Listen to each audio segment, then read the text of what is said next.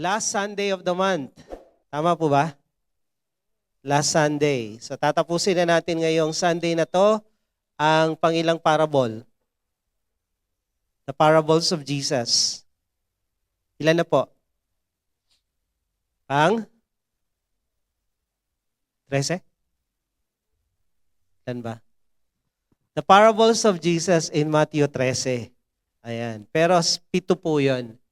So siguro hindi naman tsamba na 7 yan because the number of Jesus is 7. The number of Jesus is 7. Kaya sa Revelation, 7 trumpets, 7 seals. So panay 7 yan. So ang pang-6 at pang-7 ay the parable of hidden treasure and the parable of pearl of great price. So ito po yung ating aaralin sa last topic natin. Let's pray. Let's bow our head. Salamat Lord sa umagang ito, sa patuloy na lakas na binibigay mo sa amin, sa patuloy na buhay. Kaya Lord, andito kami para sumamba, makinig na yung salita. Ang dalangin namin, kausapin mo muli kami, bawat mensahe, bawat revelation, Lord, matanggap talaga namin. At Lord, magkaroon kami ng pagbabago, magkaroon ng improvement, magkaroon ng paglago. At hayaan mo bawat salitang ito ay magiging kapaki-pakinabang sa bawat isa. Usapin mo kami, let your spirit be in this place and surround us with your warring angels. Thank you, Lord, in Jesus' name. Amen, amen. Palakpakan natin si Lord. The parable of the hidden treasure and the pearl of great price. Minsan pag nagbabasa tayo ng mga parable na to, kung nadaanan nyo na, minsan di natin alam kung anong meaning. So, ito na yon. Sabi sa verse 44, 46, the kingdom of heaven is like treasure, hidden in a field, which a man found and covered up. Then in his joy, he goes and sells all that he has and buys that field. Again, the kingdom of heaven is like a merchant in search of fine pearls, who on finding one pearl of great value went and sold all that he had and bought it. Magkaparehas ba ang mensahe o kahulugan nitong parable na to? Parehas o hindi parehas? Parehas. Ano ang pagkakaparehas? Sige po, anong pagkakaparehas? Sige, haba ako'y nagtatanong.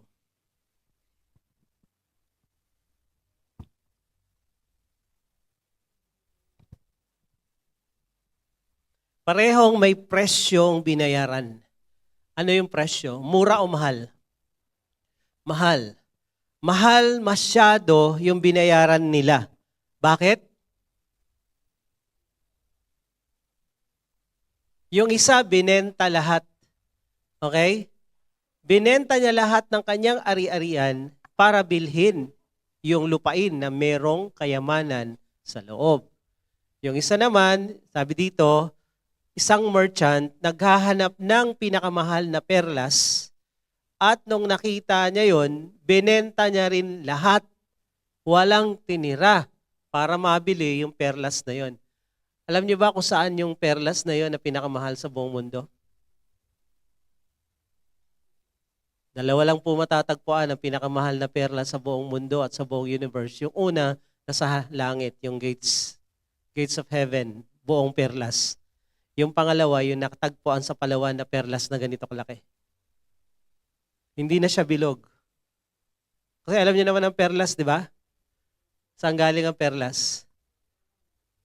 Sa malaking clam na pag napatakan ng buhangin o dumi, lumuluha yung clam.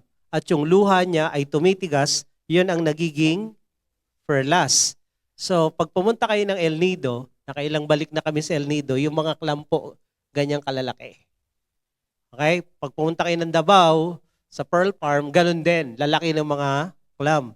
So yung mga perlas doon na nabubuo, ganun din kalaki.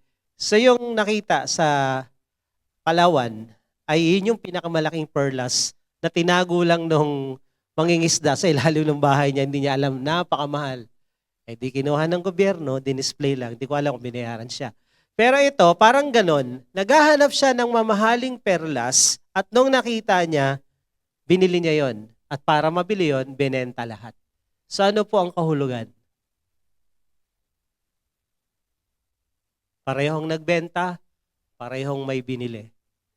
At ang binenta, lahat, para lang sa isa. Ano po ang kahulugan nito? Sige, pwede tsumamba. Malay nyo, makachamba tayo. Ano po sa palagay nyo kahulugan? Oh, maubos oras natin yan. First interpretation. Ang unang kahulugan, ito. A man found a hidden treasure. Sabi sa una. Pangalawa, a merchant found a pearl of great price. So yung man na tinutukoy dito, ang unang interpretation ko is si Jesus yun. Si Jesus naghahanap ng kayamanan at natagpuan niya yon sa iyo, sa akin, sa atin. Ikaw ang kayamanan ng Diyos. Sabihin mo sa katabi mo, ikaw ang kayamanan ng Diyos. Mahal na mahal ka ng Diyos kasi mahal ka.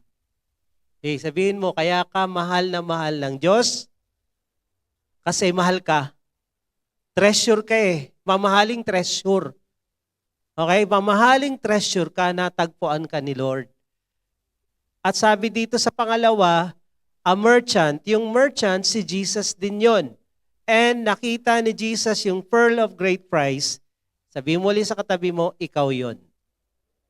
Ako yon. Tayo yon. Ganon tayo kahalaga kay Lord. Tayo ang kanyang treasure. Tayo ang kanyang kayamanan. Kaya nga, tinubos niya tayo. Lagi kong tinuturo sa retreat. What if nagkaroon ng malaking pagkakamali sa ibabaw ng daigdig na yung luma mong toothbrush na isanla mo sa pawn shop? Bungi-bungi na, iba na kulay, nasanla.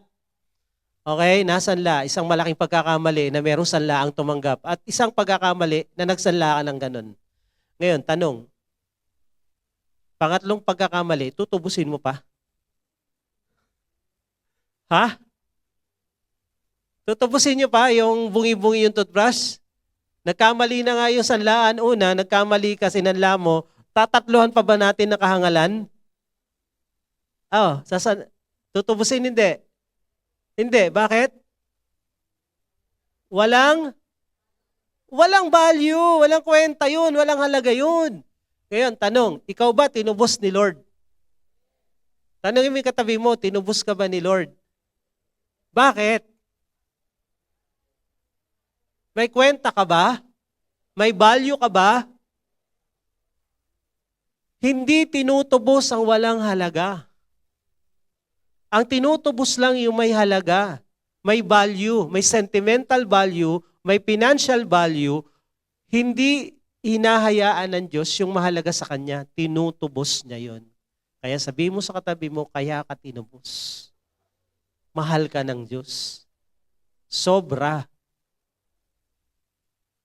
Tapos hindi ka lang tinubos. Na-bankrupt ang heaven, sabi ng isang narrator, ano bang kanta yun? Reckless love of God. The heaven was bankrupted because of you.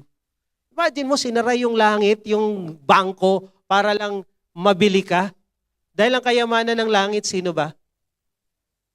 Sino ang kayamanan ng langit? Di ba si Jesus? Si Jesus ang kayamanan ng langit. Binigay sa lupa, binigay sa atin para mamatay sa krus, para tayo tubusin. So tama yung sabi niya, heaven was bankrupted because of you. Nabangkarote ang langit dahil sa iyo. Dahil sa akin, ganun ka kaimportante. Kaya kung may mga tao, hindi ka pinagpapahalagahan, may mga tao taken for granted ka, may mga tao parang wala kang kwenta, okay lang yun. Kay Lord may kwenta ka. Hindi marunong kumilatis yung mga yon. Alam mo, may mga tao na hindi marunong tumingin ng pure gold. Ay, pure gold. Tunay na ginto at saka diamond. Noong nasa Israel kami, maganda yung machine nila eh. Ganito lang kaliit yung machine. Ganyan. Ipapatong mo yung mga alahas, emerald o anything rubies. Mag-a-appear doon, rubies ito, diamond ito. Yung bagay na yon, yung machine na yon, nakaka-identify kung anong klaseng valuable materials yung pinapatong sa kanya. Pero maraming tao hindi marunong tumingin, hindi marunong kumilatis. Kaya kung hindi ka nagustuhan, inayawan ka, sabihin mo na lang sa sarili mo, hindi marunong kumilatis yan. Hindi marunong kumilatis. Si Lord marunong kumilatis. Amen? Kaya kanya tinubos. Alam niya kung gaano ka ka-valuable sa kanya. Ramdam niyo ba yon? Gusto niyo ba yon? Feel niyo ba yon na kayo ay tinubos ni Lord kasi importante ka? Sabi dito sa Deuteronomy 4:14, the Lord has chosen you to be a people for His treasured possession out of all the people on the face of the earth. Ang pagpili ng Diyos sa Israel ay na-continue sa pagpili ni Lord sa atin bilang mga anak niya. Lagi kong sinasabi, ang Israel is the literal na mga anak ng Diyos, tayo spiritual. Kaya you cannot afford to be a Christian and then you hate Israel. Ang mga US at ang mga Israelites ay mga terorista. Alam mo sino nagsasabi ng mga ganon? Komunista din, yung may demon sa ulo. Sila lang din eh. Yung mga nagrarally, US, Israel. Sige, tirahin mo na US, pero Israel, tirahin mo. Anak ng Diyos yan eh. Whosoever touches my children, you touch the apple of my eye, sabi ni Lord.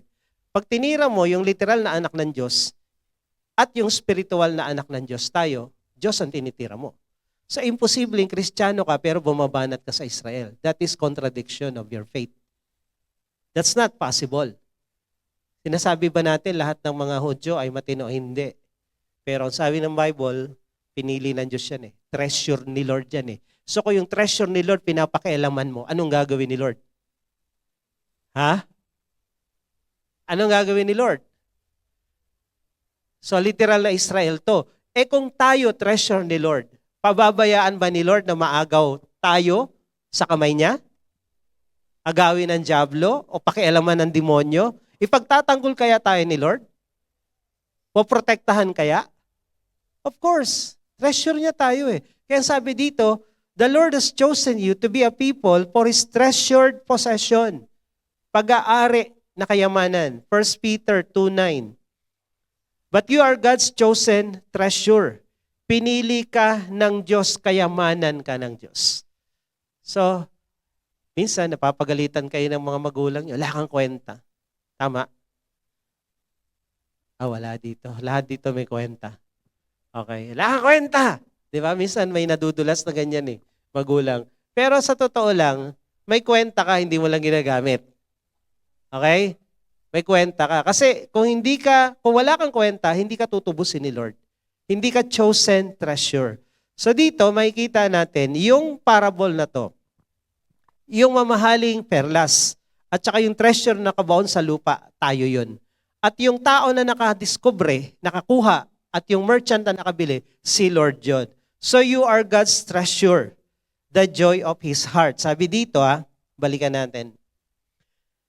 So the kingdom of heaven is like treasure hidden in the field which man found and cover up. Then in His joy, he goes and sells all that he has, buys the field. Sobrang saya niya nung nakita ka at natagpuan ka. Alam niyo yung parable of the lost sheep? The parable of the lost coin? Tuwang-tuwa ang langit. Kung tuwang-tuwa yung mga anghel, si Lord kaya? In His joy, He goes and sell. So, itong parable na to ay nagpapakita na ikaw ay treasure ni Lord, ako ay treasure ni Lord, at ikaw yung nagpapasaya sa puso ng Diyos. Alam niyo ba kung sino yung nagpapasaya sa iyo ng todo, yun din naman nagbibigay sa iyo ng lungkot ng todo? Alam niyo ba yun? Dahil ikaw ang nagbibigay ng saya sa puso ng Diyos ng todo, pag ikaw sumuway, pag ikaw nagpasaway, lungkot din naman ay naabot ng puso ng Diyos sa iyo. Kaya sabihin mo sa katabi mo, huwag kang pasaway. Dahil ikaw ang saya ng Diyos. Ilang beses mo napapasaya si Lord sa isang araw at ilang beses mo siya napapalungkot. You are the joy of His heart. Sabi dito, you are God's treasure and the joy of His heart. Sabi mo sa katabi mo, you are God's treasure. and the joy of his heart. O sabihin mo naman sa kanya, I am God's treasure. And I'm the joy of his heart. Okay, sabihin mo sa lahat, we are God's treasure. We are the joy of his heart. Maliwanag. So anong gagawin natin kung treasure tayo ni Lord at nagpapasaya tayo sa kanya? Ha? Pakabait, di ba? Pakatino. Araw-araw isipin mo, Lord, ako ang saya mo. Ako ang saya mo. Kaya hindi kita bibigyan ng lungkot sa araw na to. Amen? Yung spiritual discipline, nagpapasaya kay Lord yan. Yung pagsunod, nagpapasaya kay Lord yan. So, the man dito is si Jesus. At ang sabi dito, in his joy, he goes and sells all that he has and buys that field. Imagine mo, binenta lahat ng kanyang ari-arian para lang mabili yung lupa na merong kayamanan. Sa merchant story naman, si Jesus pa rin, on finding one pearl of great value, went and sold all. Take note the word all. Walang tinira. Nung tinubos ka ni Lord, nung tinubos ako, walang tinira. Todo bigay. Kaya nga, pag-retreat, tinuturo ko din, nung binigay ni Jesus yung kanyang buhay, walang tinira. Until the last breath. Nung umagos yung dugo niya para siyang pinigang pasas, walang natira. Tuyo talaga. Ubos lahat. Lakas, buhay, dugo. Kaya sabi ng John 3:16, God so loved the world that He gave His only. Only. Nag-iisa. Wala nang kapatid, kakambal. Isa lang. Binigay pa. Isa na nga lang binigay pa. Kung meron kang isang bagay na lang binigay mo pa, may natira pa sa'yo? Wala. Kaya nga, heaven is bankrupted. Walang natira sa langit. Yung nag-iisang importante na anak ng Diyos binigay sa lupa para sa'yo, para sa akin. Walang natira. Ubos. Kaya sabi ng 1 Corinthians 6:20, you were bought at a price. Binili tayo. Hindi libre to. Mahalang bayad. Salvation is free, but not cheap. Ang nagbayad sa salvation natin, si Lord. Ikaw, ako, hindi nagbayad. Pero binayaran niya. Kasi hindi nga natin kayang tubusin sarili natin. 1 Corinthians 7:23, God paid a high price for you. Binayaran ng Diyos sobrang mahal. Ano yung pinangbayad? 1 Peter 1:18-19, for as much as you know that we are not redeemed with corruptible things as silver and gold from your vain conversation received by tradition from your fathers, but with the precious blood of Jesus, as of lamb without blemish and without spot. Pag sinabing dugo, ano ibig sabihin sa Bible? Bakit hindi pinapakain ng dugo sa Bible? Kung nabasa niyo na sa Leviticus at Deuteronomy. Because life is in the blood. Ang buhay ng anumang hayop o tao nasa dugo. Nung binigay ni Jesus ang kanyang dugo, dugo ng anak ng Diyos, dugo ng Diyos, buhay ang binigay. Binigay niya lahat. Kaya hindi ka pwedeng tubusin ng anumang bagay, gaano mang kalaking pera, dahil buhay, dugo ng Diyos ang binayad sa iyo at sa akin. Kaya hindi kami mabili. Sa tagal ng paglilingkod namin sa ministry, dito sa India, may mga tao na bigay ng bigay, mabait sila sa amin, pero the moment na magkamali sila, hindi pwedeng hindi namin sila sisitahin.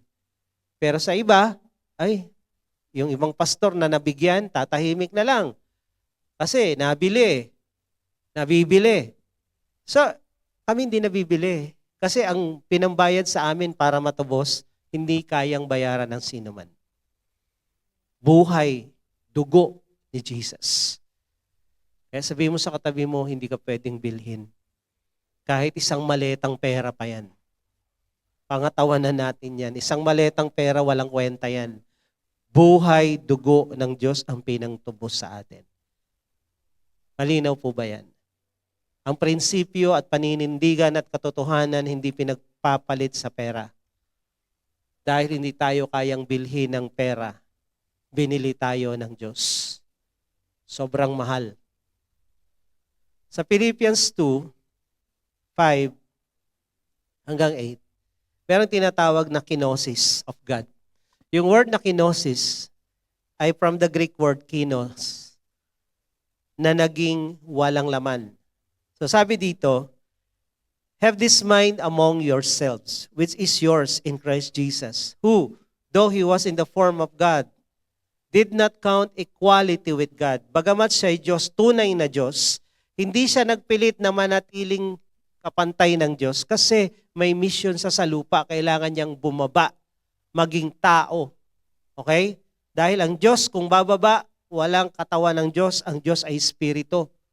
Walang dugo, walang laman. So paano niya tutubusin ang sangkatauhan? Ang divine law and rules is somebody must shed his blood to redeem humanity. Walang dugo ang Diyos.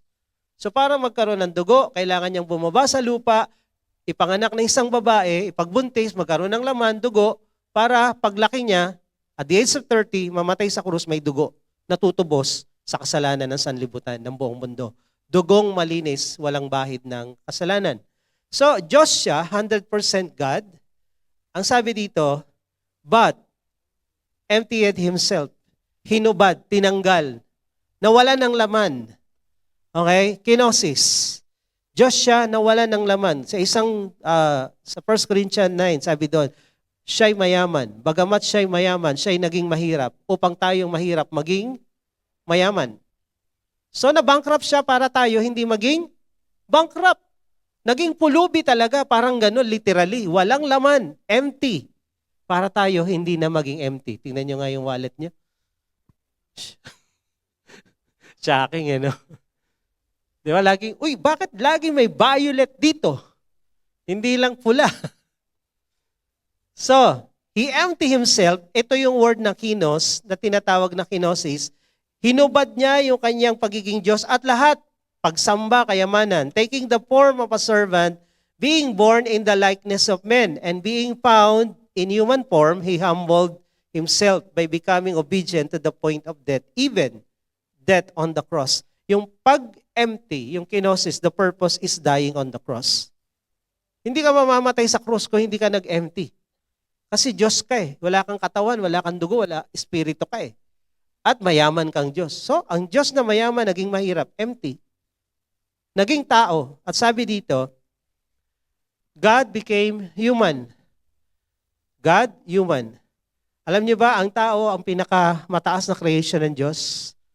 Sabi ng Psalm 8, God made human a little lower than God, Elohim. Sa ibang translation kasi, angel ginamit. Pero the truth is, God created man a little lower than him. God, tao. Kaya nga, ang tumubos sa atin, yung kinsman's redeemer, yung pinakamalapit sa atin, God, hindi angel. Okay? Then, si Jesus, God, naging tao, bumaba ng konti pa, naging alipin. Sabi dito sa binasa natin, taking the form of a servant. And then, he died on the cross. Ang pinapatay lang sa krus ay mga kriminal.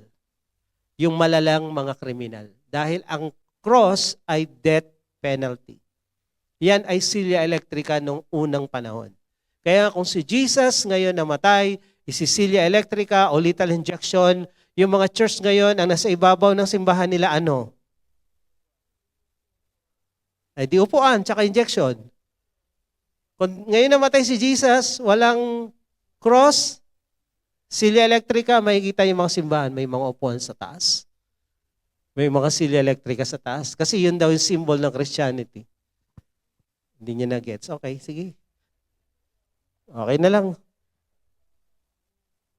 Nahihina signal dito. So, yung pagbaba ni Jesus, yung kenosis ni God is from top to the bottom. From the highest top to the lowest of lowest. Dinaanan niya yon, empty. For the purpose of dying on the cross to purchase you. Para tayo tubusin. Sa Tagalog, ganito yung nakasulat eh. Naway magkaroon kayo ng kaisipan na katulad ng kay Kristo. Kahit siya'y likas at tunay na Diyos. Oh, para sa mga iglesia ni Kristo, no? Si Jesus daw ay likas at tunay na Diyos. Kasi ang sabi nila, forma lang in the form of God. Teka lang, pag inaral mo yung original na Greek, hindi lang form, tunay na Diyos. Likas at tunay na Diyos. Hindi niya pinagpilitang manatiling kapantay ng Diyos. Sa halip, kusa niyang hinubad, empty, kinosis, tinanggal ang pagiging kapantay ng Diyos. Ano ba yung pagiging Diyos? Sinasamba, mayaman, spirito, walang dugo, walang laman. Lahat yun hinubad. Sinakripisyo yun para tayo matubos. Sinakripisyo lahat ng privileges, sinakripisyo lahat ng meron siya para lang ikaw ay makuha niya. Imagine mo yun, ikaw lang ang kukunin, lahat sinakripisyo na. Tayo, pag may kukunin, 3 pagpipilian ko, kaya mo, wag, ikaw na lang, ito isa na lang. Pero si Lord, kahit isa na lang yung hahabulin, kaya may mga nagsasabi, kung isa lang ang makasalanan sa ibabaw ng mundo, ikaw lang, mamamatay pa rin ba si Jesus sa krus para sa'yo? Mamamatay pa rin? Yes or no? Kahit ikaw lang, mamahalin ka pa rin, tutubusin ka pa rin. Ganon kalupit yung pagmamahal ng Diyos sa tao. Sabi dito, apantay siya ng Diyos, pero pinili niyang maging alipin, pinanganak siyang katulad ng karaniwang tao. At nang si Kristo'y naging tao, kung naging tao siya, ano siya dati? Tao na? Tao na yan, pero naging tao. Ano yun? Kung naging tao ka, hindi ka tao dati. Di ba? So, naging tao, kasi sabi ng iglesia, tao lang yan. Naging tao, hindi tao. Okay, naging. Kung hindi ka tao dati at naging tao ka, so ano ka dati? Alien. Alien ba? Oh, alien. Nagpakumbaba siya at naging masunurin hanggang kamatayan sa krus. The purpose of kenosis is to die on the cross. And the purpose of dying on the cross is to redeem humanity. Ikaw yon, ako yon. Amen ba? Sabi mo sa katabi mo ulit, tinubos ka. Kasi mahal ka. Yung kwento ng isang nawawalang tupa, ito yon. Kung meron sa inyo na isang shepherd, anong mahalaga sa shepherd? Yung chicken? Siyempre yung sheep. Sa sabungero, anong mahalaga? Siyempre yung bunsong anak, yung manok. Nilalagyan ng vitamina yon, di ba? Hinihimas-himas, binabalot ng kumot. Mahal yun eh. So sa shepherd, ang pinakamahalaga sa kanya yung sheep.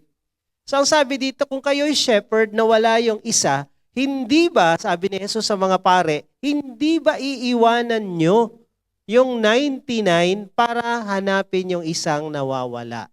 So ang sabi niya dito, hahanapin niya until he finds it. And then, when he has found it, he lays it on his shoulder, rejoicing.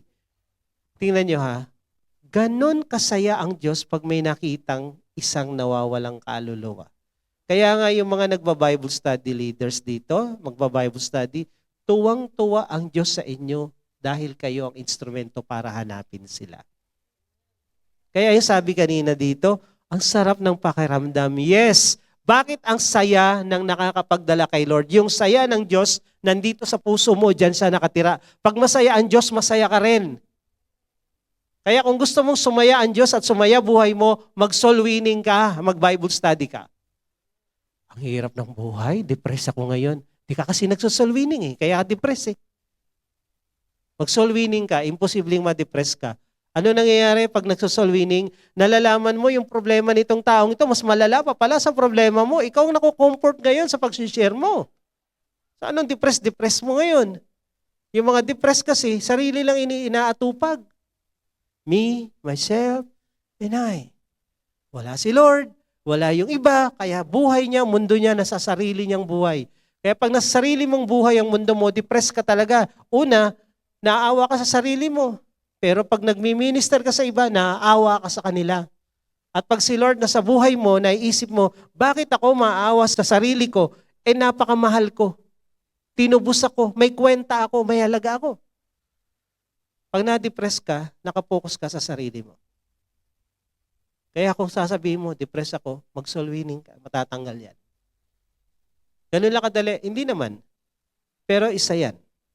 Dahil kami, pag nagmi-ministry kami sa iba, tas narinig namin yung problema, mas malala pala ang problema nito sa amin. So, ibig sabihin, kung siya nga lumalaban, kami pa. Eh, sabi mo sa katabi, kung siya nga lumalaban, mas mabigat ang problema sa'yo, ikaw pa. So, sabi dito, rejoice with me. Tinawag niya yung mga kaibigan niya at kapitbahay. Magsaya tayo, yung nawawala akong tupa na tagpuan na. Tuwing merong Bible study, masaya yung nagba-Bible study. Ramdam niya yun. At hindi lang sila ang nagsasaya. Pag may Bible study, kasama dapat yung mga kaibigan, niyayaya, at saka mga kapitbahay. Hindi pwedeng Bible study secret. Secret lang natin to ka. Walang Bible study secret. Parang ano yan parang yung mga nagtuturo, rapture secret. Bakit isi-secret ang rapture? Nahiya ba si Lord na kunin ka? Kayamanan ka nga ni Lord Bakit ka ikakahiya? Di ba? Uy, may diamond ako pero tatago ko ha. May diamond ako. Pwede ba natin lagyan to ng masking tape? Nagsingsing ka pa ng diamond, tapos mas may masking tape. Ano, kahangal? Ang kayamanan, pinagmamayabangan ni Jesus yan Kayamanan ko yan, may treasured possession. Pag ni-rapture tayo, pagmamayabang niya, kinuha ko na yung kayamanan ko. Hindi tayo kinahihiya ni Lord. Proud na proud si Lord sa atin. Kaya tuwang-tuwa siya dito at nagyayaya pa. Neighbors and friends, hali kayo, natagpuan ko na yung pinakamahalaga sa akin. Sa shepherd, yung tupa.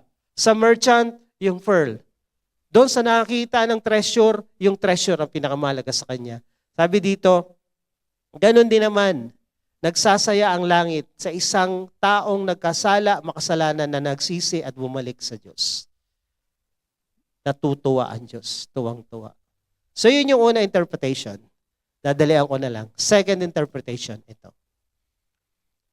Yung tao, baliktarin naman natin, na nakakita ng treasure at yung merchant na nakakita ng pearl of great value, tayo naman yun.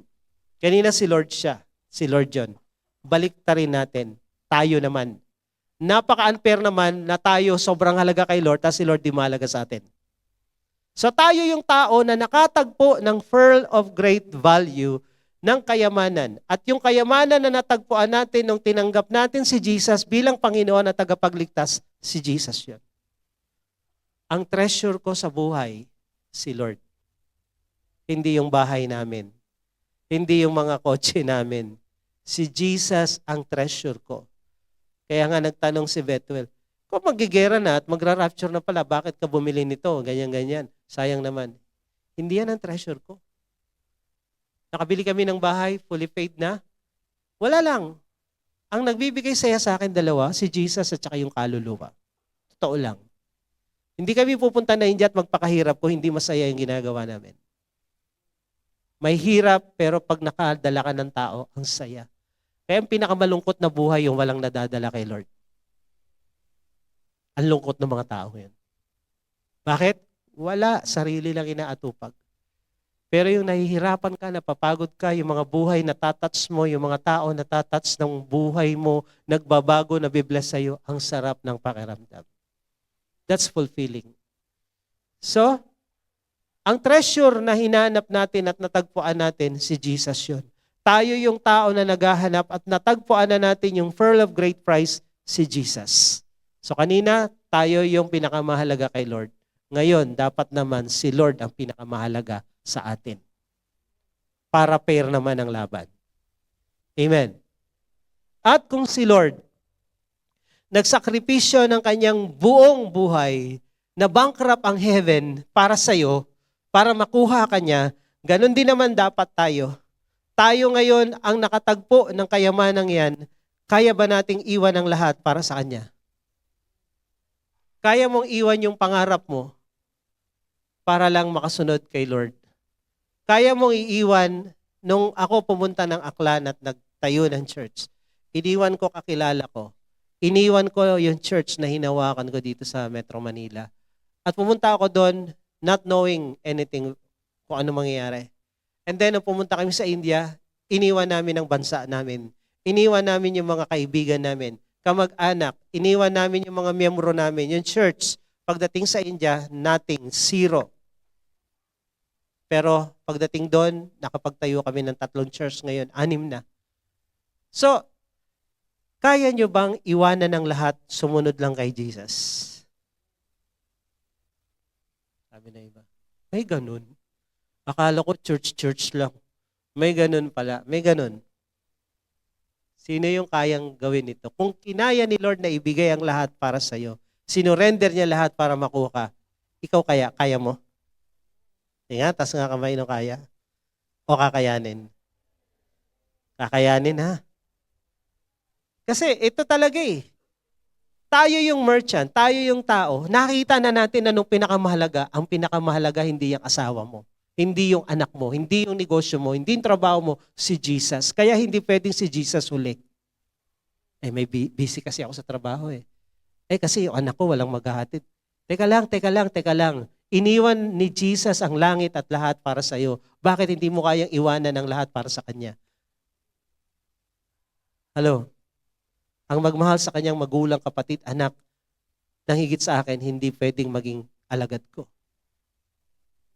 Ganon ang requirements. Kaya sabi dito sa Mark 12, you shall love the Lord your God with some of your heart, half of your soul. Heart? All eh. All your heart, all your soul, all your mind, all your strength, all. Nung minahal tayo ng Diyos, tinubos tayo ng Diyos, all. Binigay niya yung all. So, ang requirements ni Lord sa atin, all.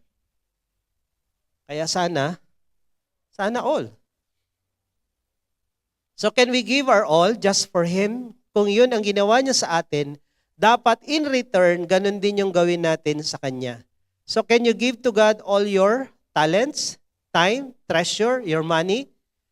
Kaya nyo bang gamitin yung mga talents to serve the Lord dito sa church? Kaya nyo bang gamitin yung oras to serve the Lord, to start Bible study? Kaya nyo bang gamitin yung pera nyo to help the work of the Lord? Nagpipray tayo ng lupa, ng building. Nakakita naman ako ng mga lupa. Ayan dyan, sa likod ng tabi ng Wilcon, tsaka Ama. Talagang sabi ko, ang ganda, ang lawak, 111, 1,000 higit square meter. 11,000 pala. So, sarap. Ang ganda tayuan ng church nito. Magkano? 155 million? Sabi ko, nice. Ayos. Kung mahal mo si Lord, ibinenta niya lahat sa'yo. Dapat ganun din tayo. Kaya sabi ng Bible, umaapila ako sa inyo, you present your bodies a living sacrifice. Pag living sacrifice, lahat. Ito yung tamang pagsamba, ito yung paglilingkod, i-offer mo lahat. And then sabi dito sa Matthew 6 verse 19 to 21, do not lay up, yung word na lay up, amas. Sa Tagalog ito? Mag-imbak na isang tambak na salapi. Hindi sinasabi ng Bible, wag kang magbangko, wag kang mag-insurance, walang ganun sa Bible. Sinasabi nga sa Ecclesiastes, mag-impok. Pero yung mag-amas, isang tambak, mali-maleta. Di ba? Naalala niyo yung isang contractor na nasa, jacuzzi niya yung pera. Hindi nilalagay sa bangko para walang paper trail. Nasa jacuzzi, punong-puno ng salapi. Sabi dito, do not lay up amas for yourself treasured on earth where moth and rust destroy, where thieves break in, steal. But lay up yourselves treasure in heaven, where neither moth nor rust destroy, where thieves do not break in and steal. For where your treasure is, there your heart be also. Huwag kayong panay hanap lang ng pera, pero hindi mo naman kayang bitawan para kay Lord. Ang sabi dito, mag-ipon ka ng kayamanan sa langit. Gamitin mo yung pera mo sa gawain ng Panginoon. Yung tithes mo, huwag mo kakalimutan, ibigay ng buo. Yung offering mo, huwag mo kakalimutan.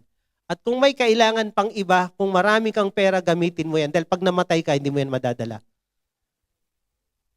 Pakapagod ka, ang dami mong pera, kaya nga lagi ko sinasabi kay Sister Jerin, yung mga nagmamalaking mga noble people, Simple lang yung kotse ko, simple lang yung bahay ko, pero mayaman, bilyonaryo, pero nagtiis sa hirap. Tapos may mga mababasa ka sa Facebook, ang yaman-yaman niya, pero hindi siya bumibili ng damit, hindi siya bumibili ng gamit. So anong karangalan meron doon? Tapos yung pinaghirapan mo, namatay ka, mapupunta sa anak mo. Good kung anak mo. Eh yung anak mo nakapag-asawa ng balasubas. Sa konsumisyon, namatay yung anak mo. Namatay yung anak mo sa konsumisyon. Napunta doon sa balasubas na manugang mo. So yung pinaghirapan mo, para sa anak mo, napunta sa iba. Ang saya-saya, di ba? Saan napunta yung paghihirap mo? You enjoy. Kung anong pinaghirapan mo, you enjoy. Pero higit sa lahat, mag-invest ka na kayamanan sa langit, gamitin mo para kay Lord. Tandaan mo, ang pera, hindi mo madadala sa libingan yan. Kahit gaano karami yan. Pag naghihingalo ka na at taasan ng BP mo, isipin mo, Lord, yung pera ko. Pag nasa hospital ka na, mamatay-matay ka na, Lord, yung pera ko. Wala. You enjoy your money and you use your money for God. Okay? Mag-impok ka. Pero wag todo. Dahil tandaan mo to, maraming magnanakaw sa mundo ngayon. Sabi dito, nanakawin lang yan, o hold upin ka lang, kukunin lang sa yan. So wag mo mahalin ang pera. Mahalin mo ang Diyos. Dahil ang Diyos iniwan ng lahat para sa'yo. And lastly, sabi ni Pablo, pwede bang gawin ito ng isang Kristiyano para sa Diyos? Kung paano ginawa ng Diyos sa atin na iniwan ang lahat para lang makuha ka, meron bang may kayang gawin din ito para kay Lord? Sabi ni Pablo, anumang meron ako. Sabi niya, Hudyo, I am the best of the Jew. Lahi ni Benjamin. Ako ay Pharisees. Pinipersecute ko yung church. So ang dami niyang mga qualification sa resume. And then pagdating ng verse 7, sabi niya, lahat yun I counted loss.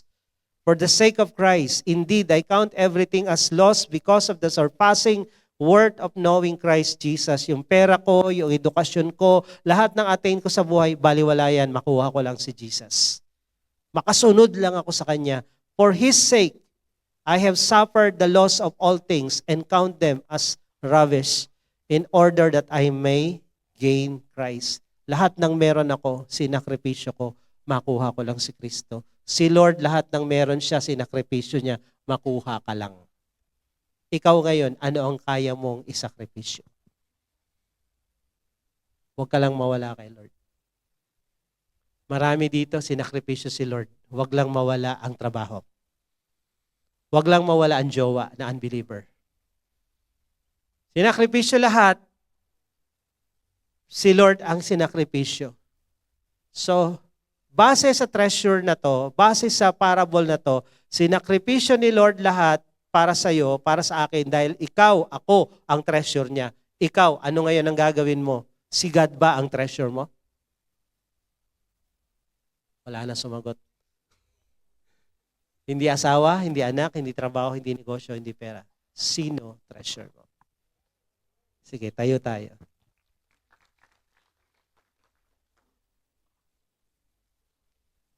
At malalaman yan sa pang-araw-araw nating buhay.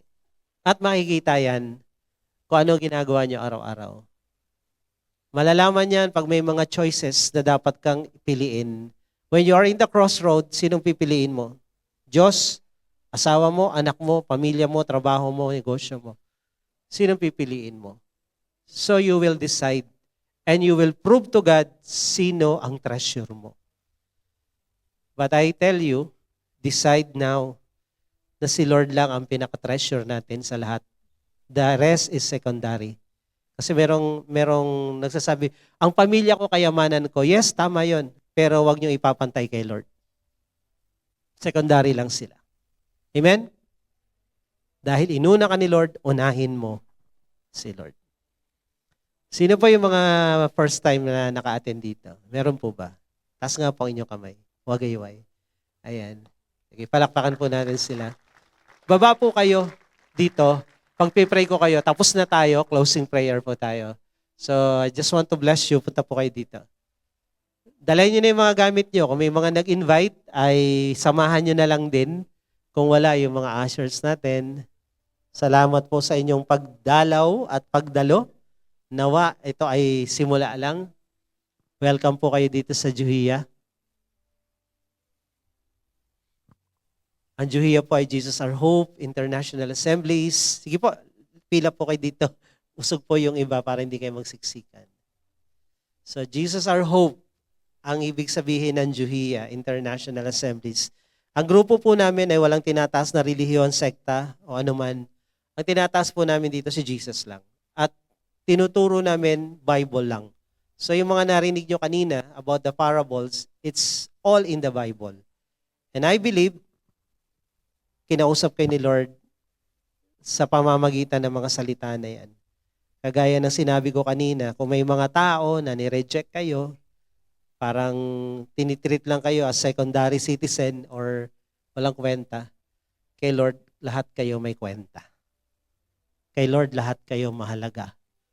Kaya nga sabi ng John 3:16, gayon na lamang ang pag-ibig ng Diyos sa inyo, sa ating lahat.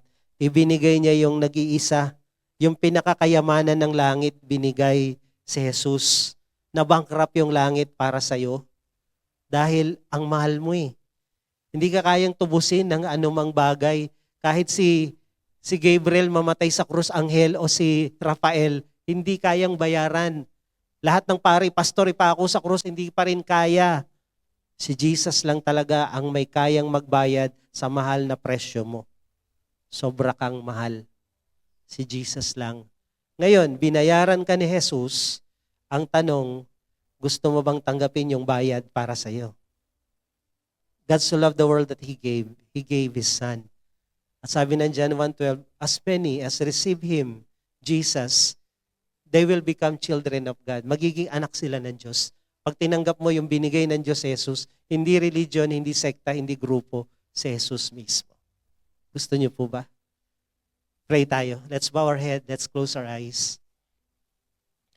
And as we close our eyes, pwede ba itaas natin yung isang kamay natin sa Diyos? Lord, andito ako. Kita mo ko from heaven.